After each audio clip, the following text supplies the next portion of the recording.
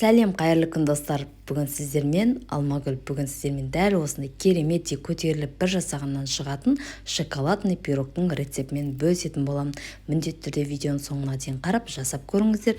Видеоны жоғалтпау үшін каналыма подписаться жасап, қоңырша белгісін басып қойды ұмытпаңыз. Алдымен құрғақ ингредиенттерімізді салып алатын боламыз. Барлығын електен өткізу шарт.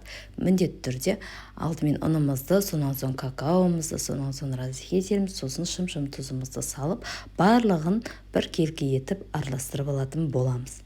Барлығын араластырып алғаннан кейін оның үстінен осылай шекерімізді салып, оның үстінен сұйық майымызды құйып, оның үстінен 3 дана жұмыртқамызды жарып салып, оның үстінен жылы сүтімізді құятын боламыз. Барлығын енді бір келкі масса болғанша араластыратын боламыз. Барлығын араластырып алғаннан соң соңында 0,5 чай қасықта уксус құйып жібереміз. Достар, мен ол жерім видеома түспей қалыпты. Ол 72% уксус болса да болады. Солай құйып жіберсеңіздер өте жақсы болып пісетін болады.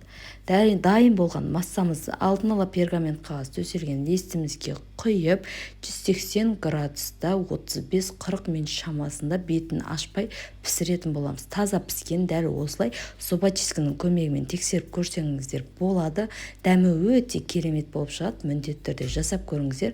Осылай шоколадымыздың үстінен аздаған сүтімізді салып, микроволновкамызды жақсылап ертіп алатын боламыз.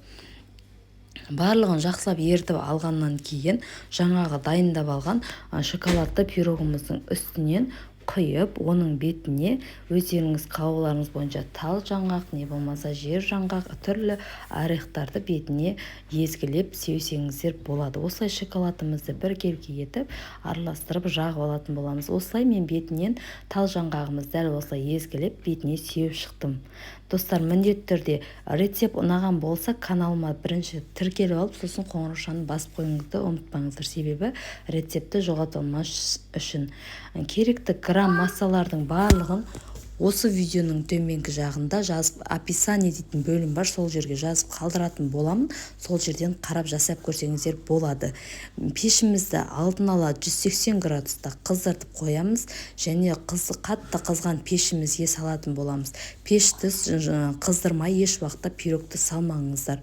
Себебі пирогты қызып тұрған пешке салсаңыздар, арасының барлығы таза пісіп, бір келкі көтеріліп, жақсы көтерілетін болады. Арасы шикі болмайтын болады. Міндетті түрде солай жасаңыздар, достар. Көбісі пешті қыздырмай салып, арасы дұрыс піспейді, дұрыс көтерілмей қалады, сосын пирогым ұқсамай қалды дейді. Міндетті түрде 180 градуста пешімізді қыздырдып, сосын барып қана пирогымызды салып 35-40 минут шамасында бетін ашпай пісіретін боламыз. 35-40 минуттан кейін ғана көреміз. Видеоны жоғалтылмас үшін каналыма тіркеліп, қоңыршаны басып қойды ұмытпаңыздар. Назарларыңызға рахмет.